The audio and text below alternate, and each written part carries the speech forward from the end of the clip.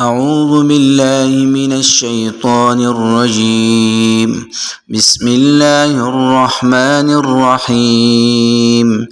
إن للمتقين مفازا حدائق وأعنابا وكواعب أترابا وكأسا دهاقا لا يسمعون فيها لغوا ولا كذابا جزاء من ربك عطاء حسابا رب السماوات والأرض وما بينهما الرحمن لا يملكون منه خطابا يوم يقوم الروح والملائكة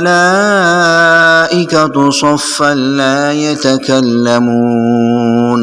لا يتكلمون إلا من أذن له الرحمن وقال صوابا ذلك اليوم الحق فمن شاء اتخذ إلى ربه مآبا إنا أنذرناكم عذابا قريبا يوم ينظر المرء ما